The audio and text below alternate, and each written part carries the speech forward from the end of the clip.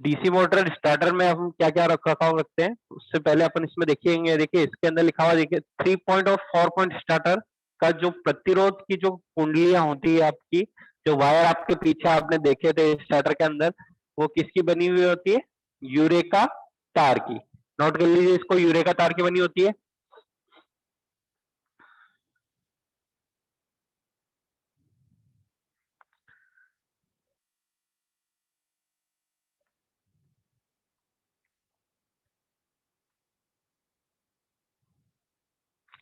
ठीक है, अब देखिए इसको यूरेका का तार, यूरेका की ही क्यों बनाई जाती है, इसका रीजन क्या है यहाँ पर?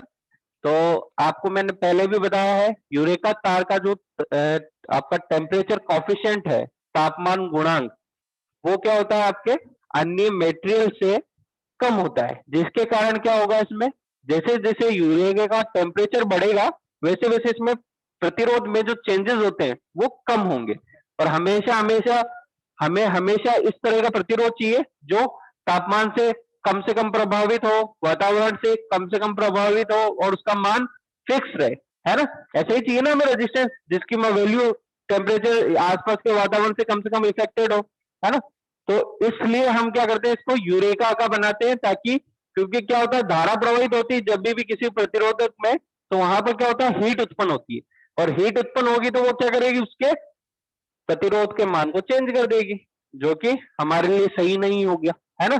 तो इसलिए यहां पर हम क्या करते हैं, यूरेका के तार का उपयोग करते हैं। लिख लीजिए इसके आगे, यूरेका के तार का तापमान गुणांक कम होता है,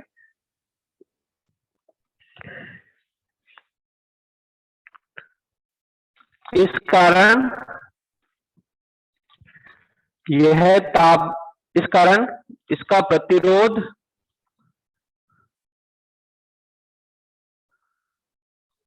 इस कारण इसका प्रतिरोध तापमान से कम प्रभावित होगा।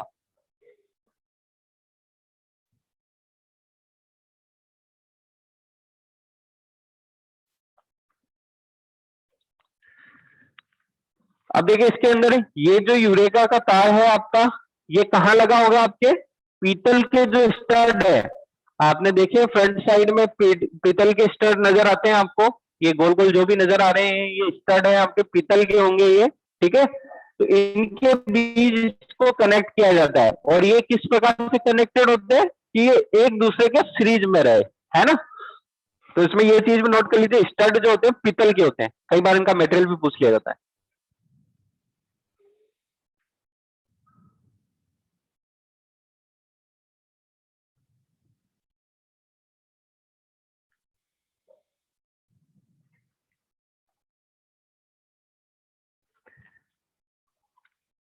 और ये जो भी स्टड हैं आपके, ये किस पे लगे हुए होंगे? फेस प्लेट के ऊपर, ठीक है? अब फेस प्लेट भी क्या होगी आपकी? इंसुलेटेड मटेरियल की बनी हुई होती है।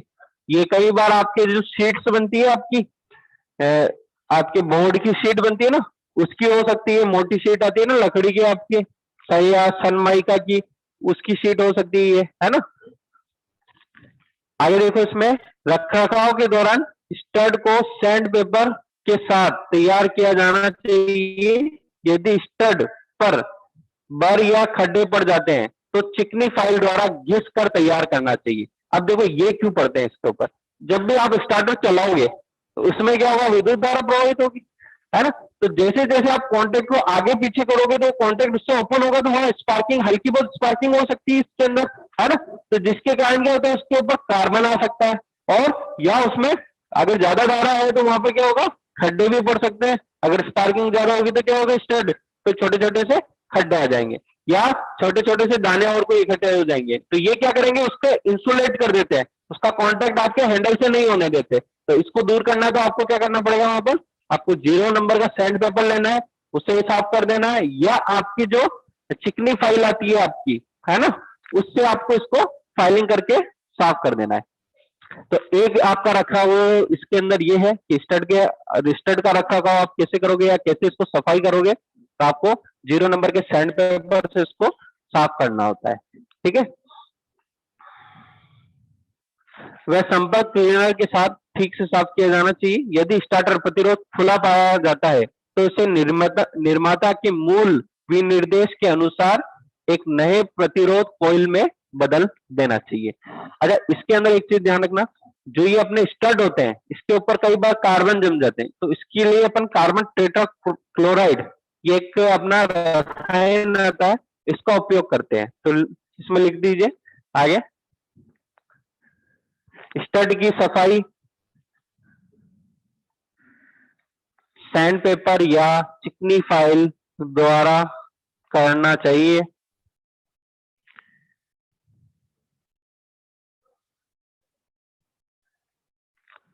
वह कार्बन टेट्राक्लोराइड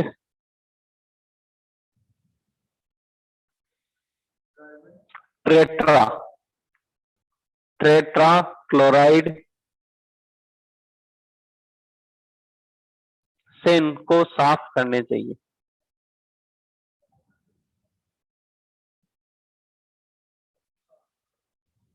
क्लोराइड,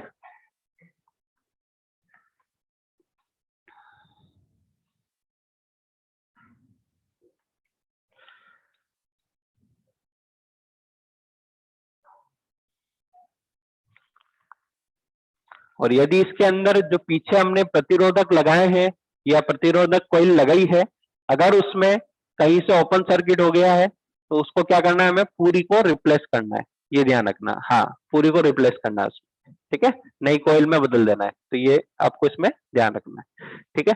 आगे चलें इसमें।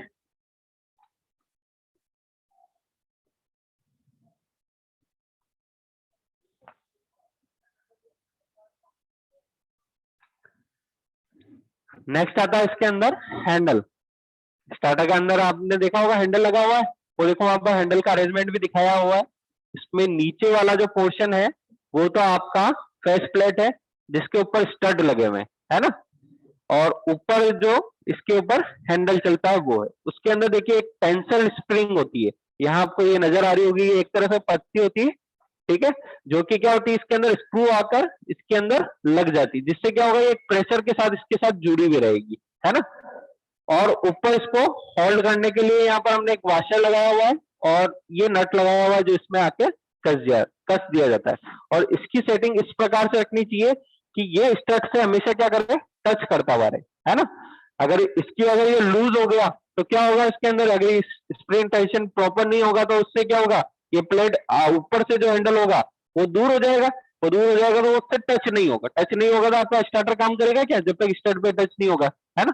तो ये इसके अंदर हमें इसमें ध्यान रखना है कि जब भी अगर ये लूज हो जाना है,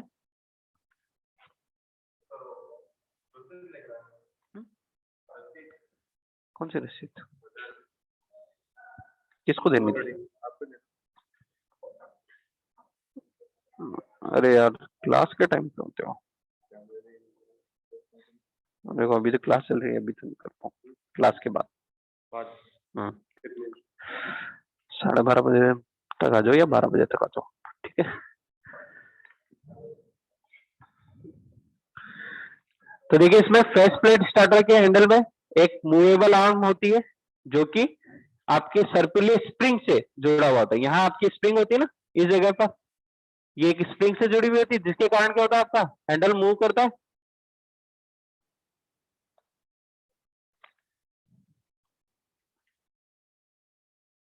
ये आपका हैंडल इस तरह से दिखेगा और यहाँ पर क्या होगा, ये एक स्प्रिंग से जुड़ा हुआ होगा, इस प्रकार से होता है। जिससे क्या होता है, ये जब भी आपके अगर लास्ट ये अगर बीच में कहीं रह गया है तो ये वापस क्या हो जाएगा, अपने स्टार्टिंग पॉइंट में आ जाएगा। स्प्रिंग प्रेशर से क्या होता है, ये अपने स्टार्टिंग प्रेशर में आ जाएगा जब भी आप स्टार्टर को ऑफ करोगे या आपके वोल्टेज प्रॉपर नहीं आएंगे तब, ठीक है ना।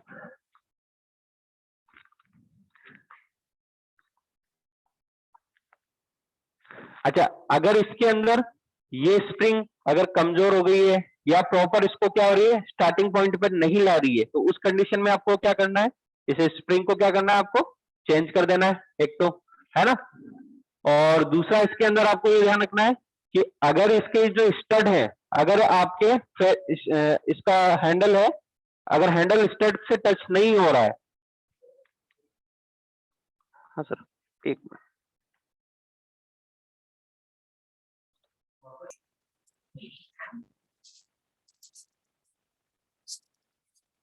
नेक्स्ट बात आती है नो होल्ड कॉइल असेंबली का मतलब ये होल्ड्स। अब इसमें आप क्या करोगे नो होल्ड कॉइल इसके अंदर हेलमेट आपके साइड पे लगा है इसका हैंडल के इस तरह से होना चाहिए स्पेस प्लेट जो आपका हैंडल है इसकी जो सॉफ्ट आई है इससे क्या ये आप शुरू बोलते हैं इससे क्या एक सीधा कनेक्ट हो जाए इसको मोड़ उसका आपको इस तरह से और दूसरी बात इसको बचने के लिए आप सिस्टम दिया हुआ है आपको और ये स्केच और ये इसके ऊपर घूमने के लिए इसका सॉफ्ट आयरन होना ताकि ये हमारे मैग्नेट की तरह है ऐसे नॉर्मल वे को फ्रीक्वेंट स्टार्टर के अंदर करना जाता है तो फील्ड लाइन इसमें सीरीज के अंदर ये सीधा ताकि फॉरवर्ड स्टार्टर के अंदर क्या करते हैं इसको पॉजिटिव और नेगेटिव पे पैरेलल में जोड़ के बस उनके सिग्नल में पॉजिटिव रेजिस्टेंस होता है बस इतना सा डिफरेंस है ठीक है ये ओवर कीबोर्ड स्टार्टर के मामले में फील्ड वाइंडिंग के साथ सीरीज में जो है फॉरवर्ड स्टार्टर में लिमिट प्रतिरोध के माध्यम से आपूर्ति के समान है ओवर कीबोर्ड बदले उसमें एलिमेंट कहां से अब ये एक दूसरे ऐसे भी होता है तो आपकी ओवर कीबोर्ड बदले रास्ते नेविगेटिव हो गई है वहां पे वहां आपको क्या लगता है इसकी कौन सा काम है ऊपर दे रहा तो नंबर कोई है बदले रास्ते उसी का होगा उसका अल्टीमेट लेवल कोई बदले रास्ते के का मतलब क्या है आपको कभी रोज को बढ़ा जब सर्किट में मीटर को चालू स्थिति में ले जाया जाता है तो मीटर का आगे से 9.20 की परसेंट को छूना चाहिए ये मतलब है कि जब स्टार्टर को आप चालू स्थिति यानी ऑन कंडीशन में ले जा रहे हो तो मीटर तक आगे चले तो क्या होना चाहिए आपके 9.20% को छूना चाहिए अगर ये नहीं छूना इसका मतलब है कि आपका एलिमेंट क्या है गलत ठीक है ये चीज आपको याद रखनी है जब भी इसकी सर्विस करो तो ये वाला आर्मेचर जो होता है इसको आर्मेचर बोलते हैं ये वाला जो आर्मेचर है आपका ये से प्रॉपर कांटेक्ट पर होना चाहिए तो क्या होगा प्रॉपर कांटेक्ट में होगा तो छूट जाएगा प्रॉपर कांटेक्ट यानी कोई असेंबली पीछे स्पर्श नहीं कर रही है और या कोई असेंबली के ऊपर छूटा रखे और वो सेलेक्ट करके शुरू कर दे यानी इसको वापस असेंबली से काट एडजस्ट करके आपको सीधा ठीक है इस समय आपको ये चीज ध्यान रखनी है इसके अंदर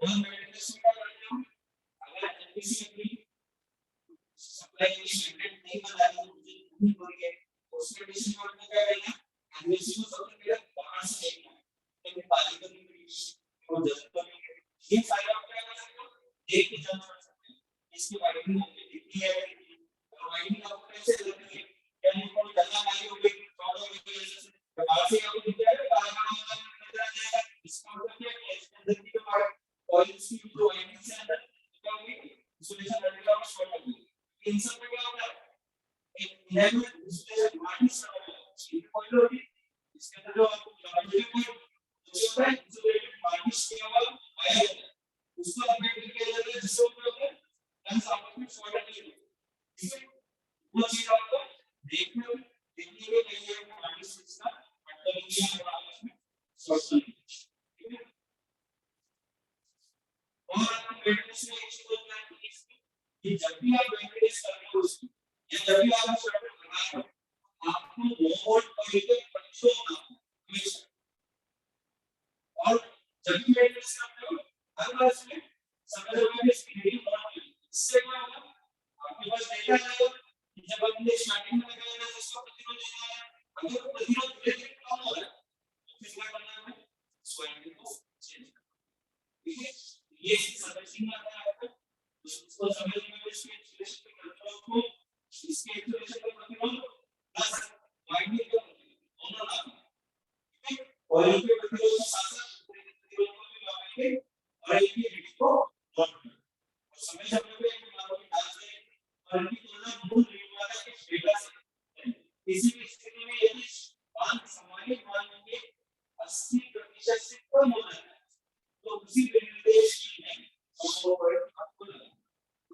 ये मिशन हो जाएगा ये तो रिप्लेसमेंट 80% तक अगर उसका मार्क कम हो गया फिर क्या करना है आपको रिप्लेसमेंट नंबर डिस्ट्रीब्यूशन में सुरक्षात्मक त्रुटियों को मल्टीमीटर से जांच करना चाहिए यदि दोष को पाया जाता है तो उसी रेटिंग का आपको क्या करना है प्रतिबंधक को वापस चेंज करके लगाना है ये सब ये चीजें आपको सर्विस करते समय इसमें ध्यान रखना है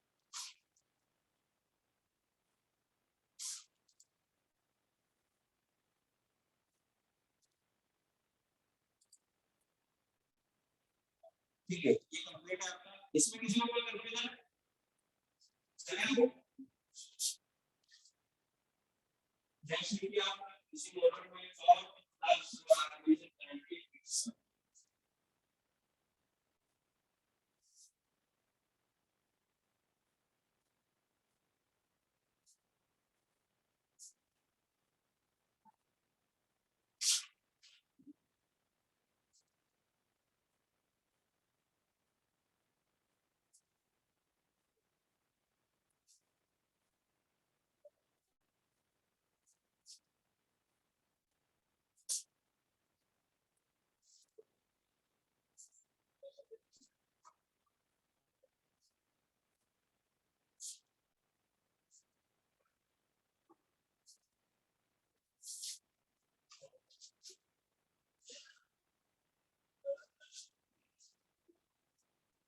अभी और अलावा क्या समझिए इसको समझाओ कि किसी भी चक्ति को लोगे आप डिस्क को लोगे और उसकी अक्ष पर उसको स्थिर करोगे जैसे जैसे आप उस चक्ति के किसी भी एक कोने पर अगर आप धोखा लगाते तो देखो चक्ति घूमने लगेगी ये होता है यहाँ पे टाइम को आप देखो अगर घंटे से मारते हो टाइम घूमना हुआ चलता है तो आप टाइम को क्या करोगे दम दे रहे हो माइनस का मतलब क्या उसमें बल लग रहा है उसकी परिधि के ऊपर है ना जैसे उस पर बल लग रहा है तो क्या है तो बलान में क्या है आपका बलान यह किसी भी चक्की के अक्ष पर बल लगाने पर चक्की घूमने लगती है इस बल को बल जिस बल के कारण वो चक्की घूम रही है वो क्या कहलाती है आपकी टॉर्क या बल ठीक है अब मॉडल का इस चीज को पढ़ना ये मॉडल का आउटपुट किसका हो रोटेटिंग में मिलता हमारे भी मिलता है आउटपुट किसका मिलेगा रोटेटिंग मोशन के अंदर मिलेगा है वहां पर कितना टॉर्क उत्पन्न कर रहा है कितना ज्यादा दर उत्पन्न कर रहा है वो अपने लिए क्या करते हैं ज्यादा भारी चीजों के लिए क्या होगा और हल्की चीजों पे करना पड़ेगा तब टॉर्क को लेना पड़ेगा इसलिए अपन यहां पर क्या करें टॉर्क ठीक है आगे चलिए जैसे आप बात करोगे जैसे कि रेड लाइंस उसके अंदर मॉडल कौन सा यूज करेंगे तो वो इस पे डिपेंड है कि टॉर्क उसका टॉर्क कैसा है कम है या ज्यादा है अच्छा टॉर्क देता है या वो स्टार्टिंग में कम धक्का लगाता है फिर कम धक्का लगाएगा तो स्टार्टिंग में ज्यादा बल की जरूरत नहीं उसकी चलाएंगे एक बार चल गई वो क्या होगा इनिशियल में कारण उसके इनिशियल में कारण गति के कारण वो चलती रहेगी है ना अगर उसको स्टार्टिंग में चलाने के लिए क्या चाहिए ज्यादा बल लगाना है सपोर्ट टॉर्क यहां पर आपके लिए इंपॉर्टेंट है ना तो इसलिए कोई आंसर टॉर्क को पढ़े आप इसमें टॉर्क की परिभाषा को कि किसी भी चक्की के आसपास बल लगाने पर चक्की घूमने लगती है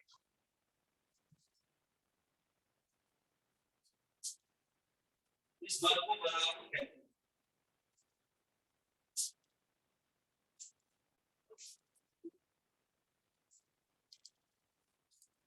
ये चक्की है कोई मान लीजिए एफ बल लगा हुआ है और ये एफ आरपीएस आरपीएस का मतलब क्या है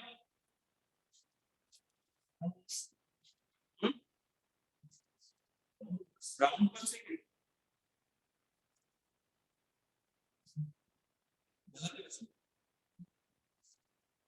आरपीएस का मतलब है रेगुलेशन पर सेकंड रेगुलेशन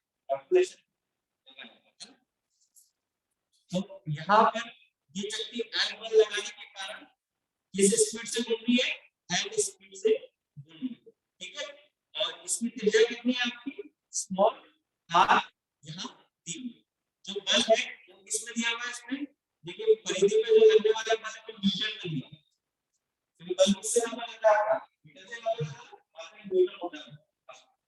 ठीक है, अगर आपके किसी भी आर त्रिज्या वाली चक्की को अगर आप F बल लगाते हैं इसके किसी भी एक परिधि के ऊपर वो m स्पीड से घूम रही है, और इसके अंदर कितना टॉर्क बनाएगा, तो उसकी वैल्यू कैसे निकालोगे आप, टॉर्क इक्वल टू क्या हो जाएगा, बल इनटू त्रिज्या। तो इसका फॉर्मूला क्या हो गया, F इनटू r। ये पीछे का बल का बनाम का फॉर्मूला, या टॉर्क का फॉर्मूला क्या हो जाएगा, नीचे बल इनटू त्रिज्या। और इसको न्यूमेरिकल रूप से ऐसे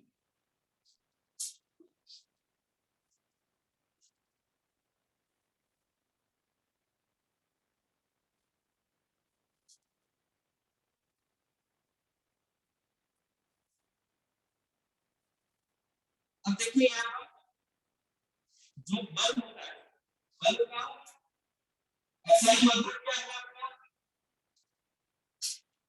मीटर, बल को इसमें ऐसा मानते हैं सर, मीटर होता है, और त्रिज्या क्या है, एक दूरी है, और दूरी का ऐसा ही मतलब क्या है आपको, मीटर है ना। अब आपका जो बलागुण होगा उसका मात्रक क्या होगा, न्यूटन इनटू मीटर। क्या होगा आपका, ये देखिए यहाँ लिखा हुआ न्यूटन इनटू, अगर आपको बल का और क्रिया का मात्रक पता है तो उससे आप बलागुण का मात्रक भी निकाल सकते हैं। ये आपको पहले भी बताया हुआ है, इसका लिखा क्या होगा, ये देखिए मीटर मीटर आपका मात्रक।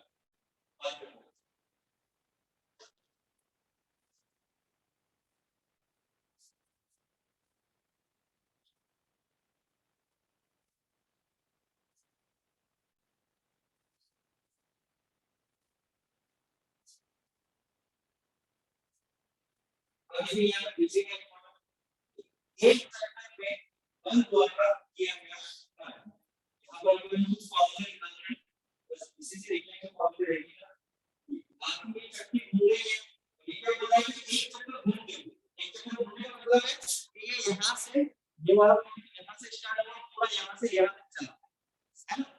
यहाँ से यहाँ तक चलने पर इस चक्की द्वारा कितना कार्य किया गया, कार्य का फॉर्मूला क्या होता है आपका, बल इनटू दूरी, एक होगा। तो बल आपका कितना लग रहा है शक्ति पे, F न्यूटन, ये मैंने F लिख दिया।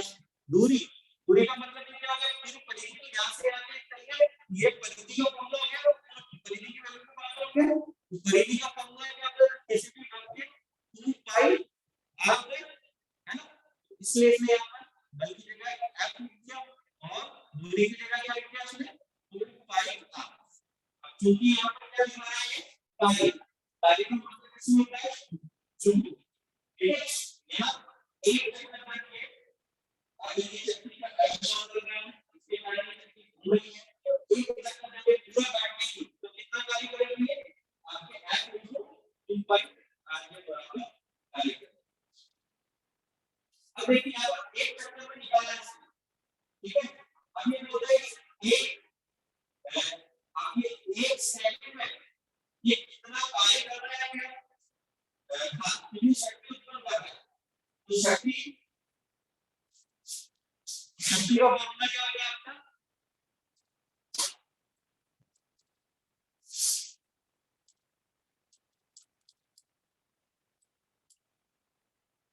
जी थोड़ा ये इधर आएगा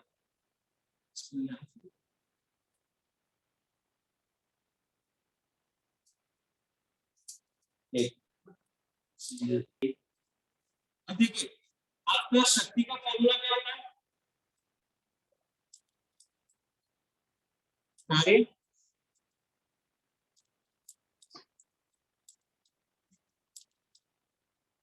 इनटू समय।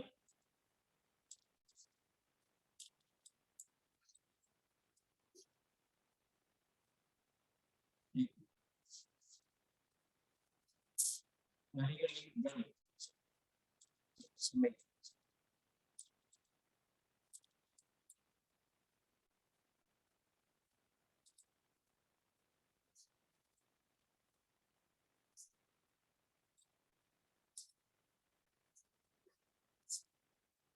एक चक्कर में बल जो आपका एक चक्कर के अंदर बल जो F बल लग रहा है उसके कारण कितना कार्य होगा F इनटू 2 पाई r जूल।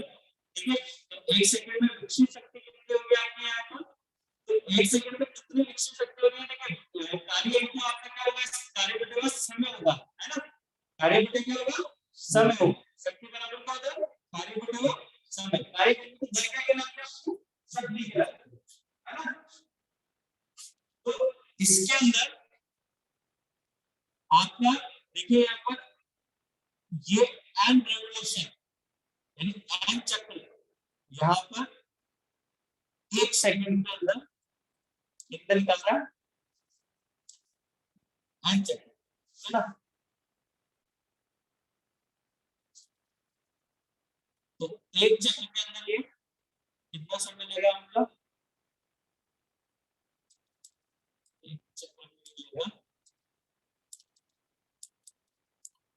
एक बटा एन, यही होगा, तो एन चक्र में कितना समय लग रहा है, एक सेकंड, तो एक चक्कर में कितना लगेगा, ये स्पीड ट्रांसफर बिंदु इधर एक ले लेना, है ना, तो एक बटा एन, है ना। तो मैं यहाँ पर एक चक्र की बात कर रहा हूँ, है ना, तो एक चक्र के अंदर इसके अंदर कितनी शक्ति उत्पन्न हो रही है,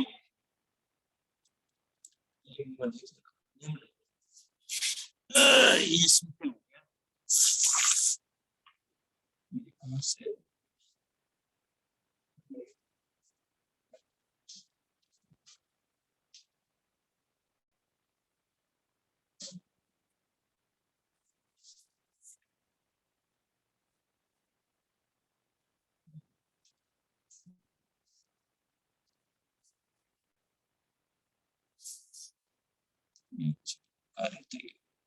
एक सेकंड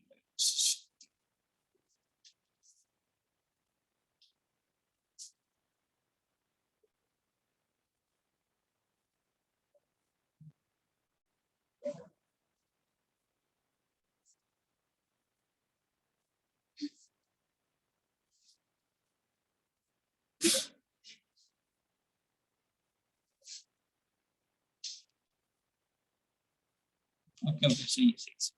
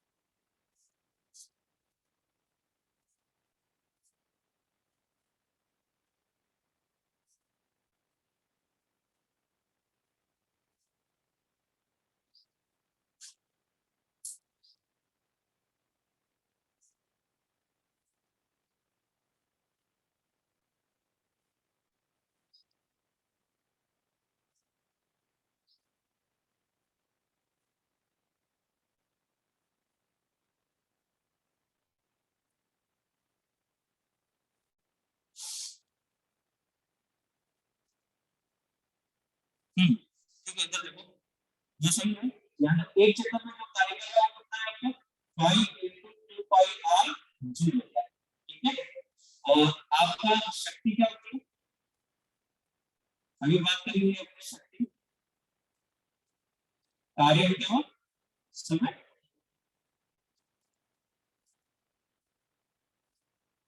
मैं यहाँ निकाल रहा हूँ समय, मैं मान लेता हूँ यहाँ पर मेरे को एक सेकंड के अंदर निकालना है, ये एक सेकंड के अंदर, क्या मैंने नेक्स्ट लाइन किया, एक सेकंड में विकसित शक्ति, है ना, विकसित शक्ति क्या है आपका, जूल प्रति सेकंड, यही है, इसका मतलब जूल क्या है, कार्य, है ना। तो मैं यहाँ अगर निकाल दूं तो एक सेकंड के अंदर वो कितना कार्य कर रहा है, तो मेरा एक चक्कर में कितना कार्य कर रहा था, वो लगभग पाई इनटू 2 पाई आर इसके आसपास कर रहा था, और एक सेकंड में कितने चक्कर लगाता है, ये एन लगाता है ना। तो एक चक्कर में जब इतना जूल कार्य कर रहा है तो एन चक्रों में कितना काम करेगा, इनटू एन कर दो, है ना, इनटू एन कर दो ना, यहाँ किसी को कोई दिक्कत है नहीं है, इसको आप देखो एक चक्कर में कितना जूल कार्य कर रहा है, F into 2 pi r joule काम कर रहा है एक चक्कर में। और मैं वहां बोलते हैं n चक्करों में कितना काम करेगा, n का मतलब मान लीजिए 200 चक्करों में कितना काम करेगा, into 200 कर दूंगा यहाँ पर है। तो यहाँ मैं मान लीजिए n कर रहा हूँ तो यहाँ into n कर दूंगा। तो ये एक सेकंड के अंदर कितने चक्कर चल जाएगा, n चक्कर चल जाएगा, है ना। तो n जूल इसमें कार्य भी हो जाएगा। इसलिए आपका फॉर्मूला क्या बना, F into 2 pi r n। और कितने, ये एक सेकंड में कर रहा है, तो ये क्या हो गया आपका जूल प्रति सेकंड। ठीक है, शक्ति यही होती है, जूल प्रति सेकंड। तो एक सेकंड में कितने शक्ति कितनी विकसित हो रही है इसके अंदर, F into 2 pi r into n, जो कि जूल प्रति सेकंड को क्या बोलते हैं, वाट। ठीक है, तो एक सेकंड में आपके यहाँ पर इस पुल्ली को जब आप F बल लगा रहे हो और उसके कारण ये n स्पीड से घूम रही है, तो उस कंडीशन में यहाँ पर कितनी शक्ति विकसित हो रही है आपकी, F into 2 pi r into n। ठीक है,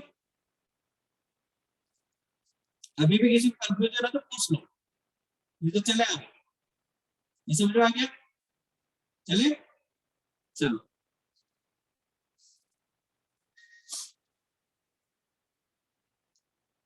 अब देखिए एक सेकंड में जो विकसित शक्ति आपकी ये हो गई है। अब मैंने इसमें क्या किया, r को या f के पास लिया है, तो आपका क्या हुआ, f into r, ये किसके बराबर होता है आपके, बराबर के किसके बराबर होता है, और जो आपका 2 पाई n है वो किसके बराबर होता है आपका, रेडियन के बराबर, ओमेगा के बराबर, है ना। ओमेगा को आप क्या लिखते हो, 2 पाई n भी लिखते हो। तो अब मेरा यहाँ फॉर्मूला क्या हो गया, विकसित शक्ति is equal to torque into कोणीय वेग ओमेगा, इसको क्या बोलते हैं, ओमेगा। लिख लो अगर याद नहीं रहता तो, W को लिखते हैं अपन ओमेगा, और ये क्या है आपका कोणीय वेग, और इसका मात्रक है आपका, पूरा इसी सीरीज में लिखना है ना। पहले ये लिखिए, ये लिखिए, फिर ये लिखिए, फिर इसमें आप मेंशन कर दीजिए, इसको ओमेगा बोलते हैं, ये ओमेगा है, और इसका मात्रक है रेडियन प्रति सेकंड।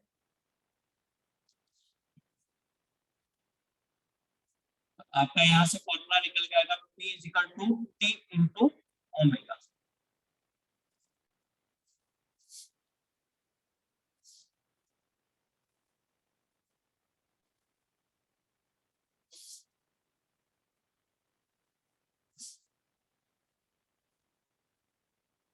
अच्छा, अब बात करते हैं मोटर के टॉर्क की। लिख लीजिए टॉपिक,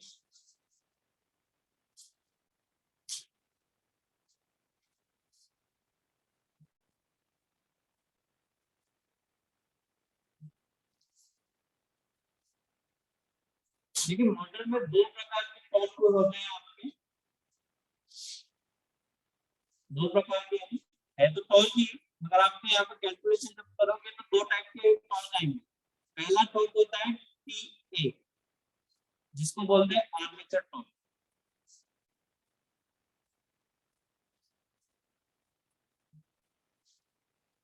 आर्मेचर टॉर्क, ठीक है, ये वो टॉर्क है जो आर्मेचर के अंदर विकसित हो रहा है ना। दूसरा टॉर्क होता है आपका शाफ्ट टॉर्क, जिसको TS से दर्शाते हैं।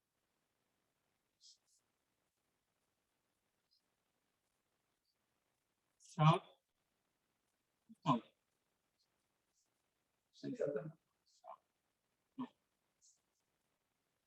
ये वो टॉर्क है जो मैं शाफ्ट पर उपलब्ध है किसी आउटपुट के लिए, है ना। जैसे कि मैं बात करता हूँ मोटर की, अपने एक व्हीकल की बात करता हूँ, इलेक्ट्रिकल व्हीकल है ना। आपने मोटर लगा दी उसके अंदर, उसके पहियों को घुमाने के लिए, ठीक है।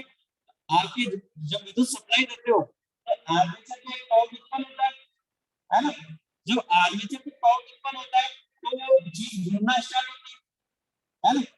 अब जैसे वो घूमना स्टार्ट हो रही है तो वहां पर क्या है, वायु है, घर्षण है, वायु के कारण भी घर्षण होता है, और वो चीज जो घूम रही है उसके अंदर भी कुछ ना कुछ घर्षण होगा, तो उसके कारण कुछ ना कुछ टॉर्क वगैरह क्या होगा, लॉस हो जाता है ना, वहां पर खत्म हो जाता है उस घर्षण को पूरा करने के। तो जो घर्षण को और जो हानि है, अगर मैं आर्मेचर टॉर्क से माइनस कर दूं तो मेरे पास क्या होगा, शाफ्ट पर उपलब्ध होने वाला टॉर्क मिल जाए, जो भी क्या होगा मेरे आगे मेरे पहिए को डिलीवर करेगा, जो मैं पहिए के यहाँ नापूंगा तो मुझे ये वाला टॉर्क मिलेगा शाफ्ट पे। तो ये मैं बोल सकता हूँ कि ये तो मेरा आउटपुट है जो मुझे मिल रहा है, ठीक है। इसको बीएचपी में दर्शा, अच्छा सॉरी बीएचपी में टॉर्क नहीं होगा, ये शक्ति होगी बीएचपी में, ठीक है। इसको ये वो टॉर्क है जो आउटपुट के रूप में मुझे मिल रहा है, और ये वो टॉर्क है जो अंदर जनरेट हो रहा है। अगर इस टॉर्क से मैं हानियां हटा दूं तो मुझे क्या मिल जाएगा, शाफ्ट टॉर्क मिल जाएगा। ये बात समझ आ गई? अच्छा मेरे साथ से ज्यादा देर नहीं चलेगा। तो देखिए माना कि मोटर के आर्मेचर द्वारा विकसित टॉर्क TA न्यूटन मीटर में, और उसमें आरपीएस में आर्मेचर की गति n है। ये दो चीजें यहाँ बता दी गई है। तो अब आर्मेचर में विकसित होने वाली शक्ति क्या होगी आपकी, अभी ऊपर फॉर्मूला पढ़ा था, क्या था formula, T is equal to क्या होता है, टॉर्क इनटू ओमेगा। तो देखिए जो टॉर्क यहाँ उत्पन्न हो रहा है ये कौन सा होगा, आर्मेचर टॉर्क होगा, क्योंकि मैं बात कर रहा हूँ आर्मेचर में विकसित होने वाली शक्ति, है ना। तो आर्मेचर में जो टॉर्क उत्पन्न हो रहा है मैंने यहाँ लिख दिया, और ओमेगा किसके बराबर होता है, 2 पाई n के बराबर होता है। तो ये तो आपका फॉर्मूला क्या हो गया, आर्मेचर में विकसित शक्ति का 2 पाई n TA वाट, ये किसमें आएगा आपके वाट, ये लिख लीजिए इंपॉर्टेंट फॉर्मूला।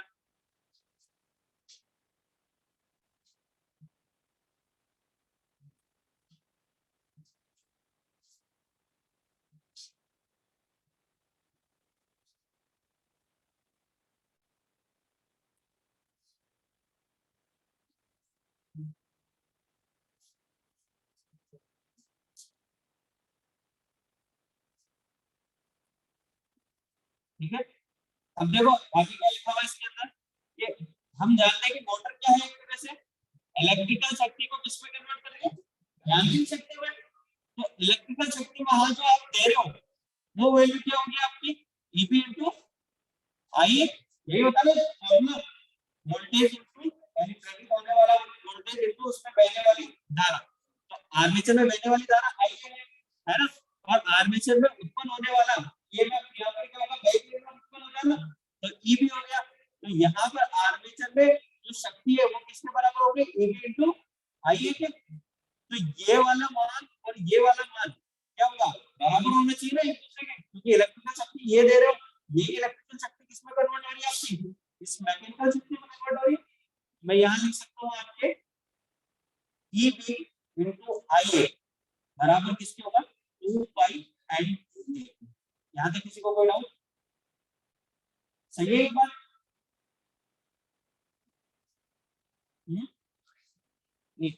चलो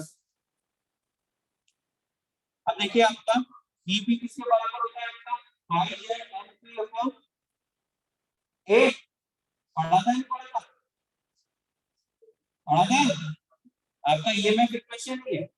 अब इसमें देखो 60 नहीं आया, ये चीज ध्यान रखना, क्यों नहीं आया, क्योंकि यहाँ पर जो स्पीड ले रहे हैं वो किसको ले रहे हैं अपन, आरपीएस, वहां अगर आरपीएम में रेगुलेशन पर मिनट में लेते तो यहाँ 60 आता। तो देखो वो किसमें आरपीएस में, आरपीएम में थी, तो आरपीएम को मैंने आरपीएस में कन्वर्ट किया, इसलिए क्या हुआ, ये 60 से हट गया, है ना, ये से 60 क्रॉस हो जाता है, इसलिए फॉर्मूला क्या बनता है आपका ये है। इसको मैं और आपको अलग से एक्सप्लेन कर दूंगा, अभी आप इसको यही माने Eb equal pi Z N, ये सब फॉर्मूला है आपके ईएमएफ इक्वेशन का, ठीक है। तो Eb की वैल्यू मैंने आपके फॉर्मूले में रखी, आपका क्या था ऊपर फॉर्मूला क्या था, Eb into Ia equal to 2 pi ft है, यही था। तो मैंने Eb की जगह क्या रखा आपके pi Z N P upon a रख दिया, बाकी फॉर्मूला सेम टू सेम है, ठीक है।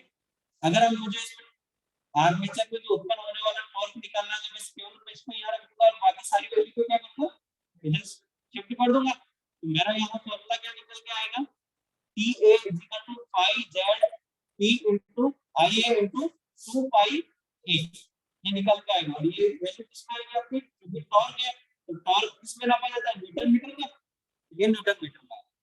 अब देखिए इसके अंदर जो आपका 2 पाई है इसकी वैल्यू फिक्स होती है, 2 पाई की वैल्यू फिक्स होती है ना, 2 इंटू पाई की वैल्यू कितनी होती है 22/7 ये होती है।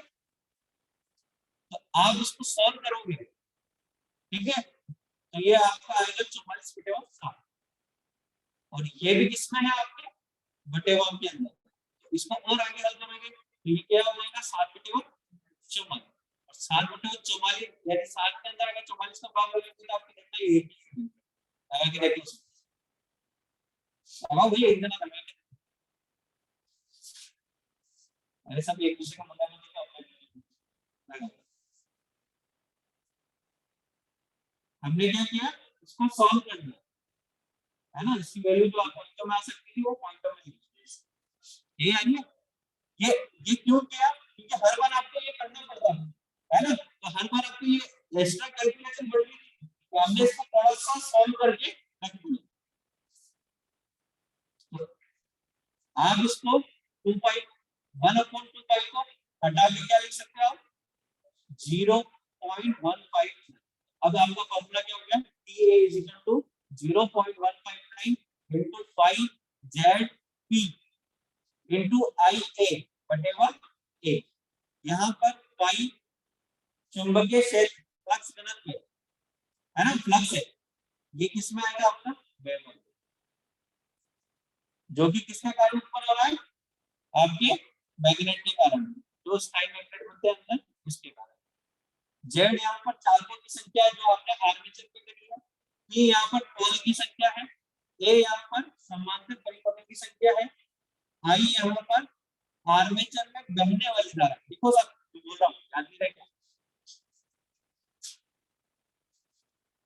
देखो इसके अंदर फ्लक्स चुंबकीय क्षेत्र के कारण चुंबकीय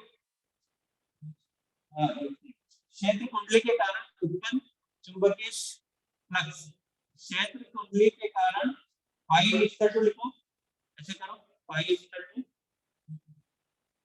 क्षेत्र कुंडली के कारण उत्पन्न फ्लक्स वेबर में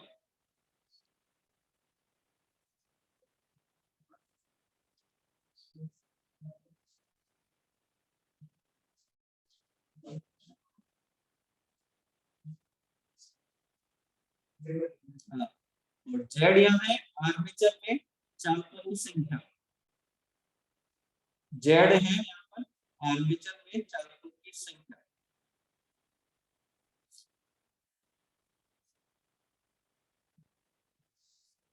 यहाँ पर पोल की संख्या,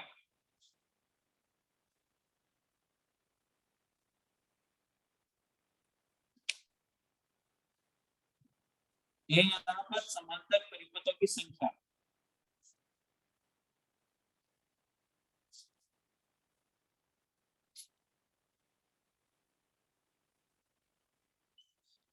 समांतर परिपथों की संख्या है ना, आई यहाँ पर आर्मेचर धारा एम्पियर में,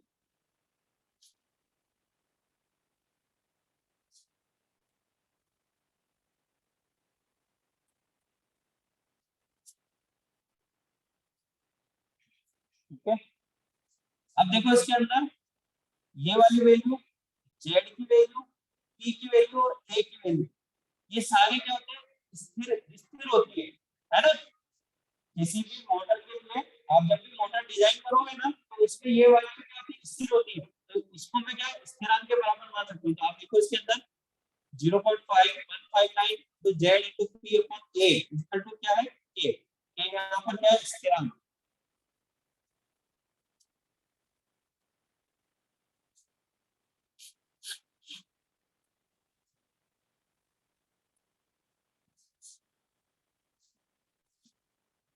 ठीक है। तो अब अपना फॉर्मूला क्या बचेगा, अगर मैं इस स्थिरांक को यहाँ इन सबको स्थिरांक मान लूं तो फॉर्मूला क्या बच गया अपना TA is equal to K into 5 into IA, यही बचेगा ना फॉर्मूला, लिख लीजिए इसको।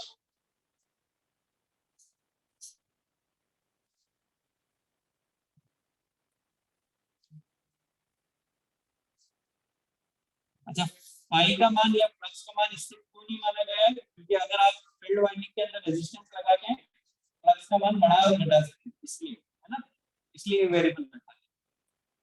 अब आप देख सकते हो यहाँ पर जो आर्मेचर में उत्पन्न होने वाला टॉर्क है, अगर मैं बराबर और स्थिरांक को हटाकर समानुपाती में कन्वर्ट कर सकता हूँ, ठीक है। तो यहाँ फॉर्मूला क्या बचेगा, T A proportionally to phi into I A, यानी आर्मेचर में विकसित होने वाली शक्ति फ्लक्स के समानुपाती होगी और बहने वाली आर्मेचर में धारा के समानुपाती होगी। इसका मतलब इसका मान बढ़ाओगे तो इसका मान भी क्या होगा, बढ़ेगा। तो टॉर्क मैं कैसे बढ़ा सकता हूँ, चुंबकीय क्षेत्र का मान बढ़ाकर, यानी फ्लक्स का मान बढ़ाकर, और आर्मेचर में बहने वाली धारा का मान बढ़ाकर मैं क्या कर सकता हूँ, वहां पर मोटर का टॉर्क बढ़ा सकता हूँ।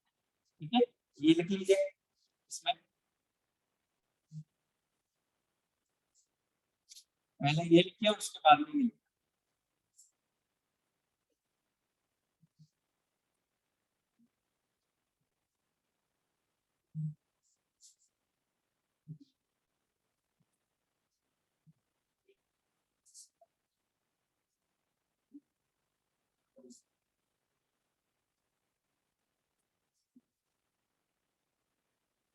ठीक है, ये आपका इंपॉर्टेंट फॉर्मूला है। आप जब भी स्पीड कंट्रोल या टॉर्क कंट्रोल की बात करोगे तो उसमें ये दोनों फैक्टर आपको याद है। ठीक है, एक इंपॉर्टेंट फॉर्मूला आपका ये हो गया, ये आपको याद रखना पूरा का पूरा, ये बहुत इंपॉर्टेंट फॉर्मूला है। अच्छा, एक यही फॉर्मूला है, इस प्रकार से भी लिख सकते हो, इसका ड्राइंग दे दिया, आप सीधा इसको याद करें, यही फॉर्मूला है, इसको आप ऐसे भी लिख सकते हो, बस इसकी डेरिवेशन पूरी नहीं थी। जिसमें क्या होगा, आर्मेचर में उत्पन्न होने वाला torque 9.55 into EB into IA upon N, और यहाँ पर जो N है वो रेवोल्यूशन पर मिनट में।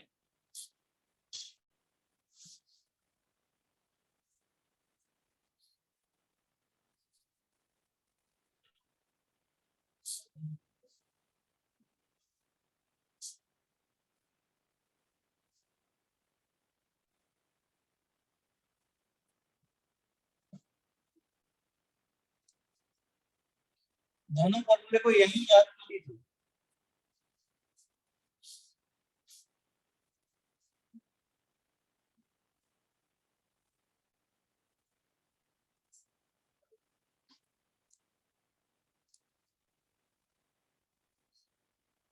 अच्छा, इस फॉर्मूले से हमें क्या पता करता है कि अगर आपने बैक ईएमएफ का मान बढ़ाया तो टॉर्क का मान भी बढ़ेगा, अगर आर्मेचर करंट बढ़ाई तो भी टॉर्क का मान बढ़ेगा, अगर आपने स्पीड बढ़ाई तो क्या होगा, टॉर्क का मान घटेगा। ये रिलेशन पूछे जाते हैं, इसलिए बोल रहा हूँ ये फॉर्मूला इंपॉर्टेंट। ठीक है, कई बार क्वेश्चन ये पूछ लिया जाता है, अगर किसी मोटर की स्पीड बढ़ रही है तो टॉर्क क्या होगा, ये फॉर्मूला पता होगा तो आप क्या निकाल सकते हैं, ये घटेगी बढ़ेगी, है ना। ये प्रोपोर्शनली और इनवर्सली प्रोपोर्शनली इसलिए निकाले जाते हैं ताकि आपसे कई बार इसके डायरेक्ट क्वेश्चंस आते हैं। बैक ईएमएफ का मान बढ़ेगा तो टॉर्क पे क्या फर्क पड़ेगा, टॉर्क बढ़ेगा, है ना। आर्मेचर धारा का मान बढ़ेगा तो टॉर्क पे क्या फर्क पड़ेगा, वो भी बढ़ेगा। तो इसलिए ये फॉर्मूला इंपॉर्टेंट है दोनों, ये रट लो, ये फटाफट रट लो, इसका भी पूछूंगा।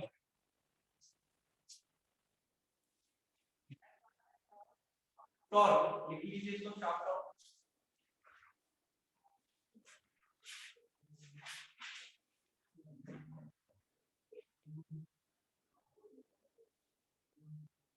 तो शाफ्ट टॉर्क मैंने आपको पहले बता दिया कि आर्मेचर पे प्रोड्यूस होने वाला टॉर्क वो तो हमारा प्रोड्यूस हो रहा है, उसकी कुछ ना कुछ हानियां होंगी, अगर वो हानियां मैं हटा दूं तो मुझे शाफ्ट पर उत्पन्न होने वाला टॉर्क मिल जाएगा, जो कि मेरे आगे क्यों ही होगा। ठीक है, तो यही चीज लिखी हुई है कि पूर्ण आर्मेचर आपको उसमें भी कार्य करने के लिए उपलब्ध नहीं होता, क्योंकि मोटर में कुछ ना कुछ लॉसेस होते हैं। तो आपका शाफ्ट टॉर्क की परिभाषा लिख लीजिए, आर्गन जो कार्य करने के लिए उपलब्ध होता है, ये टॉर्क या आर्गन जो कार्य करने के लिए उपलब्ध होता है उसे शाफ्ट या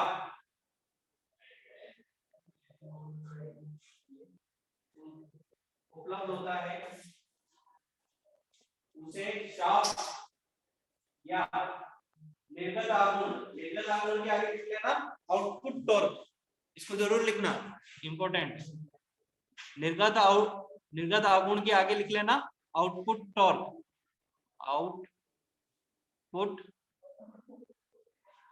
आउटपुट टॉर्क, है ना।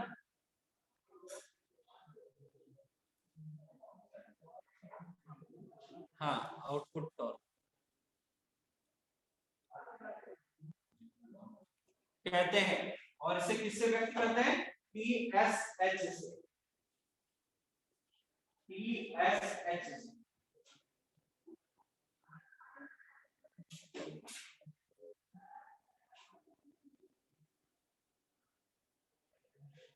ठीक है, अगर मैं इसके अंदर लॉसेज निकालना चाहता हूं तो लॉसेज निकालने के लिए मेरा फॉर्मूला क्या हो जाएगा, तो इसमें लिख लीजिए आप, मोटर में हानियां बराबर टी ए माइनस टी, एक मिनट इसको सही कर लेना, मोटर के टॉर्क में हानि, टॉर्क की बात कर रही है यहाँ पर, हानिया ही है, हानिया का फॉर्मूला ही लगाया इसमें, ठीक है। हाँ, इसको सही कर लो वापस, मैंने ध्यान नहीं दिया। हानिया, हानिया क्या होगी आपकी? आर्मेचर में विकसित शक्ति PA माइनस अगर शाफ्ट में विकसित शक्ति PSH लिखो। हाँ, और शाफ्ट में उपलब्ध शक्ति, इसको लिख लो नीचे, PA तो है आपके आर्मेचर में उत्पन्न शक्ति, और PSH को लिख लो आप यहाँ पर शाफ्ट पर उपलब्ध शक्ति, PA आर्मेचर में उत्पन्न शक्ति।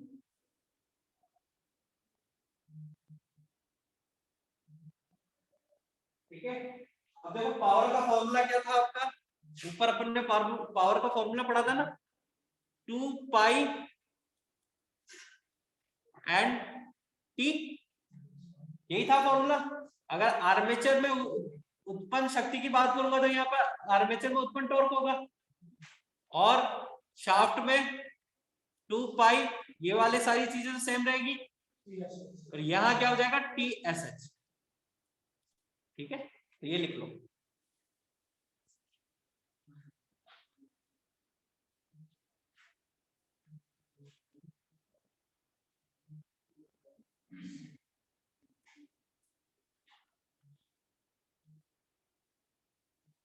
अच्छा, यहाँ एक चीज का ध्यान रखना, स्पीड जो है मैंने दोनों स्मॉल एन से लिखी है, स्मॉल एन का मतलब स्पीड आरपीएस में होती है, ये ध्यान रखना, और अगर आरपीएम में स्पीड दी हुई है तो वहां कैपिटल एन का उपयोग होगा।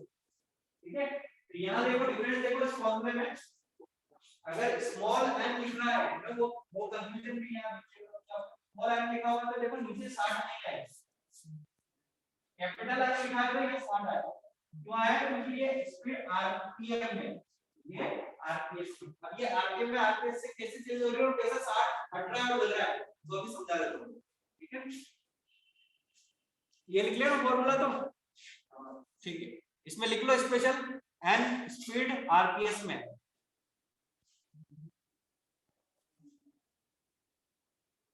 और उत्पन्न होने वाली शक्ति जो है वाट में।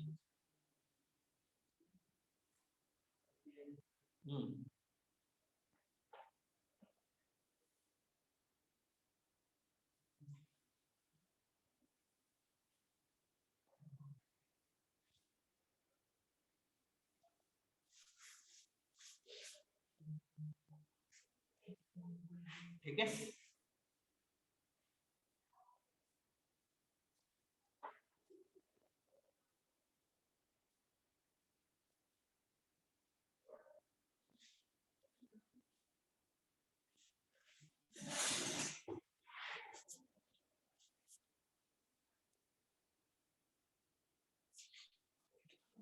देखो इसको हम यहां से समझते हैं, ये क्या है, स्पीड आपकी रेवोल्यूशन पर मिनट में, यानी ये मैं बोल सकता हूं कि 1 मिनट के अंदर ये आपकी शक्ति उत्पन्न हो रही है। इसको एक सीधे से अपन फॉर्म में समझते हैं। ये इस फॉर्मूला को अगर उड़ा दोगे आप,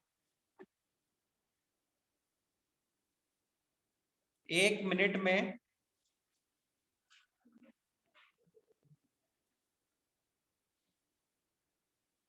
n चक्कर लगाता है, यही है आरपीएम का मतलब। हाँ भाई यही है ना, 1 मिनट में कितने चक्कर लगाता है, n चक्कर लगाता है।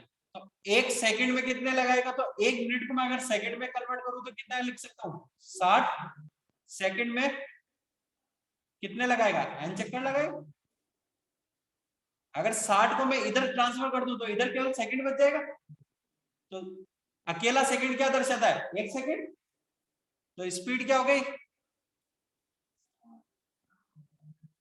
उल्टा कर दिया, हाँ n बटेवा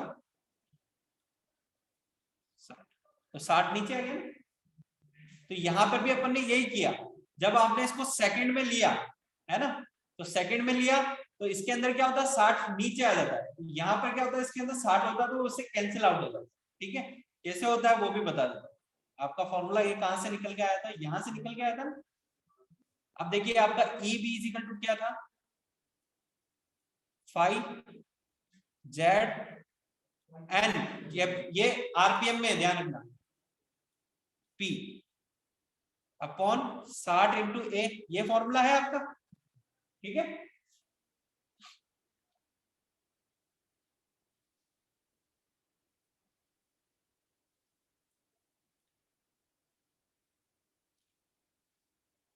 तो अब इसको आपको किस में कन्वर्ट करना है, आरपीएस में करना है, रेवोल्यूशन पर सेकंड में करना है इसको।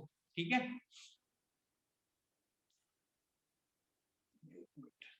रेवोल्यूशन पर सेकंड में करने के लिए हम क्या करेंगे इसमें,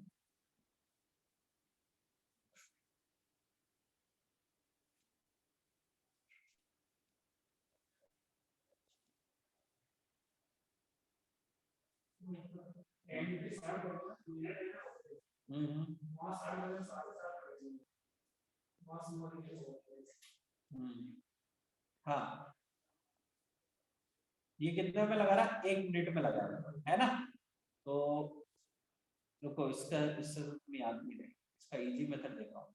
वो तो मैं समझिए इसको, ये रेवोल्यूशन पर मिनट था, मैं इसकी जगह रेवोल्यूशन पर मिनट कर रहा हूँ, है ना, पर मिनट।